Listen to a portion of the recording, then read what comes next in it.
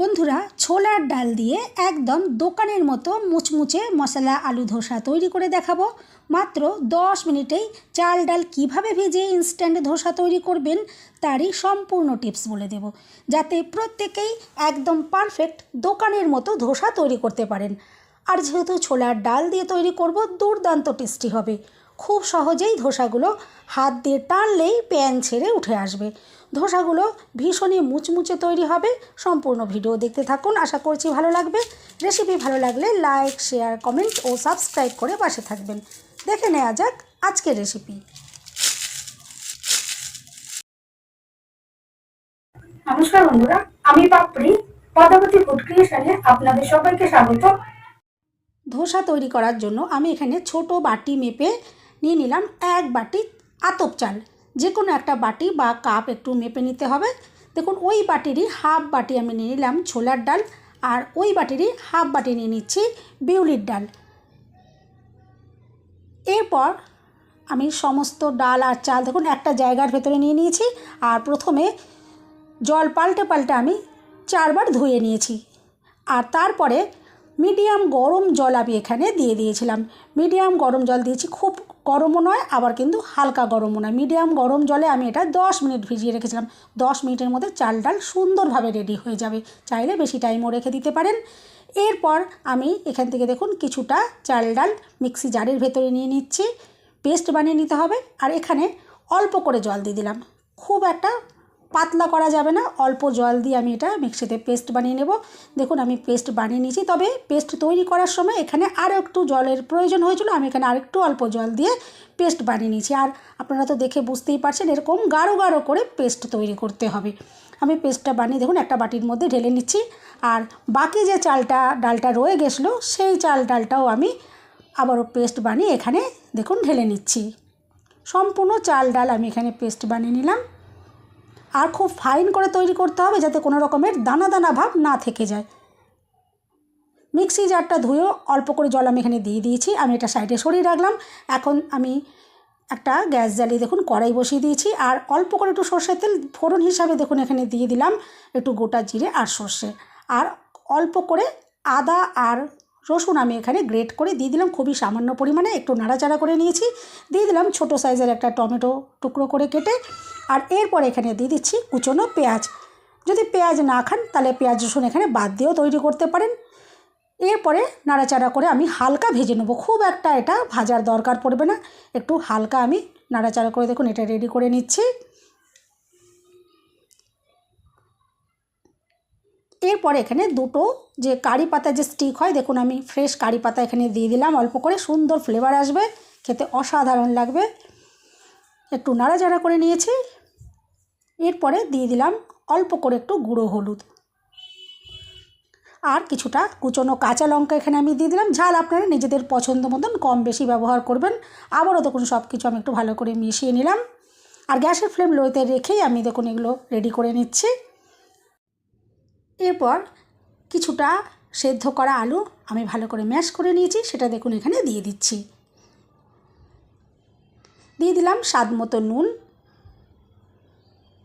এরপর ভালো করে নাড়াচাড়া করে মিশিয়ে নিলাম।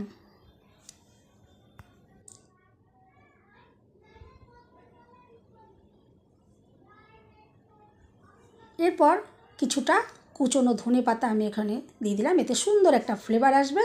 আর আবারও ভালো করে মিশিয়ে নেব। এভাবে একবার মশলা আলু বানিয়ে খেয়ে দেখবেন, অসাধারণ লাগে। যদি এভাবে না বানিয়ে থাকেন একবার ট্রাই করবেন। যেমন দেখতে সুন্দর লাগছে তেমনি খেতে অসাধারণ লাগবে। দেখুন পুর একদম রেডি করে নিয়েছি।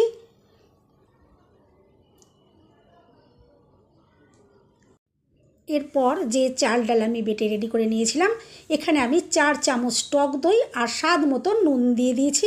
সেটা স্কিপ হয়ে গেছে, আপনারা অবশ্যই এখানে টক দই আর নুন ইউজ করবেন। এরপরে খুব ভালো করে দেখুন আমি মিশিয়ে নিলাম। এখন এখানে দিয়ে দিচ্ছি অল্প করে খাবার সোডা। খাবার সোডা দেওয়ার পর আবারও দেখুন খুব ভালো করে মিশিয়ে নিলাম। দেখুন খুব ভালো করে এটা আমি মিশিয়ে রেডি করে নিয়েছি। এরপর একটা হাতা দিয়ে আমি দেখিয়ে দিচ্ছি ব্যাটারের ঘনত্বটা। দেখুন হাতার মধ্যে এভাবে দেখুন কোট হচ্ছে। ঠিক এরকমই ঘনত্বের একটা ব্যাটার রেডি করে নিতে হবে। মিশ্রণটা এখন একদম রেডি হয়ে গেছে। এরপর গ্যাস জ্বালিয়ে একটা ফ্রাই প্যান আমি বসিয়ে দিয়েছি। ফ্রাই প্যানেতেই বেশি ভালো তৈরি হবে। প্রথমে ফ্রাই প্যানটা আমি খুব ভালো করে গরম করে নিয়েছি। গরম করে নেওয়ার পর এভাবে দেখুন একটু সাদা তেল ব্রাশ করে দিলাম। এরপর জল ছিটিয়ে তাওয়াটাকে একটু হিটটা কমিয়ে নিতে হবে। দেখুন জল ছিটিয়ে দিয়েছি। এরপর ভিজে একটা শুকনো কাপড় দিয়ে আমি ভালো করে মুছে নিলাম। এভাবে অবশ্যই কিন্তু প্যানটাকে রেডি করে নিতে হবে। এখন গ্যাসের ফ্লেম একদম লোতে রেখে দেখুন এভাবে হাতায় করে আমি ধোসাটা দেখুন দিয়ে দিলাম। এভাবে ভালো করে ছড়িয়ে দিলাম একটা হাতা দিয়ে, আলতো হাতে, আর এভাবে পাতলা করে দিয়ে দিতে হবে। আর গ্যাসের ফ্লেম এই সময় একদম লোতেই রয়েছে। এখন একটু আমি মিডিয়াম করে দিয়েছি। ওপরটা কিন্তু খুব কম সময়ের মধ্যেই দেখুন এভাবে একটু টেনে আসবে। তারপর আমি এখানে একটু ঘি ব্রাশ করে দিলাম। এতে সুন্দর ফ্লেভার আসবে, খেতে দুর্দান্ত লাগবে। আর আস্তে আস্তে দেখে তো বুঝতেই পারছেন সুন্দরভাবে দেখুন কালারটা এসে যাচ্ছে। আর গা থেকে দেখুন কি সুন্দর একা একাই এটা ছেড়ে যাবে। হাত দিয়ে টানলেই কিন্তু এটা উঠে আসবে। দেখুন আমি দেখিয়ে দিচ্ছি, আমি হাত দিয়েই দেখুন এভাবে এটা মুড়ে নিচ্ছি। তবে এই সময় প্রচণ্ড গরম থাকে, যদি অভ্যেস না থাকে এইভাবে গরমে হাত দেওয়া, আপনারা একটা খুন্তি দিয়ে কিন্তু এইভাবে শেপটা দিয়ে নিতেই পারেন। দেখুন আমি একটু হাত দিয়ে এইভাবে রোলটা করে নিলাম। এই সময় কিন্তু প্রচণ্ড গরম। দেখুন আমি একটু খুন্তি দিয়ে এটা তুলে দেখিয়ে দিই কতটা দুর্দান্তভাবে তৈরি হয়েছে। যেমন দেখতে সুন্দর তেমনি খেতে অসাধারণ লাগবে। দেখুন কতটা সুন্দরভাবে ছোলার ডালের ধোসাটা রেডি করেছি। আমি আরেকটাও দেখুন দেখিয়ে দিই। আমি ঠিক একইভাবে এই ফ্রাই প্যানটাকে রেডি করে নিয়েছি। তারপরে দেখুন আমি এক হাতা এখানে ব্যাটার দিয়ে দিলাম। আর এভাবে আলতো হাতে এভাবে ঘুরিয়ে ঘুরিয়ে ধোসার শেপটা দিয়ে দিতে হবে। আর গ্যাসের ফ্লেম কমেতে রেখে এভাবে দিতে হবে, নাহলে কিন্তু এভাবে ধোসার শেপটা দেওয়া যাবে না, হাতার মধ্যে উঠে আসবে। দেখুন কত সুন্দরভাবে ধোসাটা আমি এভাবে দিয়ে দিলাম। আর ওপর দিকটা যখন একটু টেনে আসবে তারপর এখানে একটু ঘি ব্রাশ করে দেবো। আর তারপরে অল্প একটু সময় রাখলে দেখবেন আস্তে আস্তে সুন্দরভাবে কালার চলে আসবে। দেখুন আর হাত দিয়ে এভাবে টানলেই কিন্তু প্রত্যেকটা ধোসা উঠে যাবে, কোনো রকমের সমস্যা হবে না। দেখুন দেখে তো বুঝতেই পারছেন যে কতটা মুচমুচে হতে পারে। দেখুন আমি এইভাবেই ধোসাগুলো রেডি করে নিচ্ছি।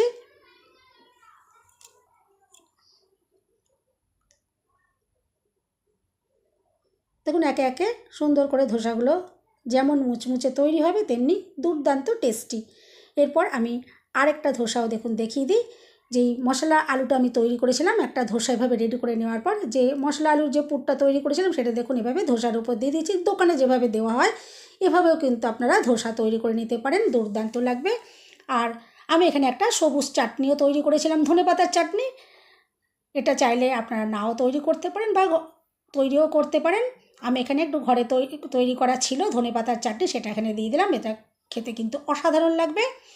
এরপর দেখুন ধোসাটা ভাজ করে নিলে কিন্তু একদম দোকানের মতন দেখুন ধোসা তৈরি হয়ে যাবে।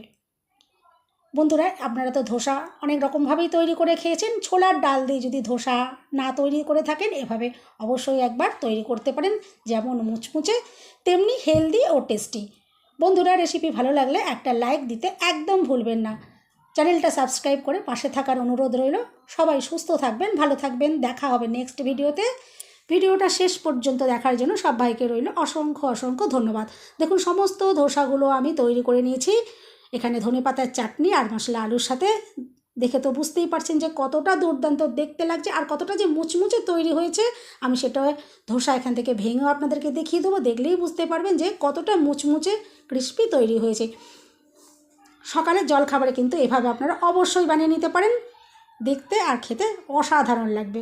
দেখুন একটা ভেঙে আপনাদেরকে দেখিয়ে দিই কতটা মুচমুচে তৈরি হয়েছে।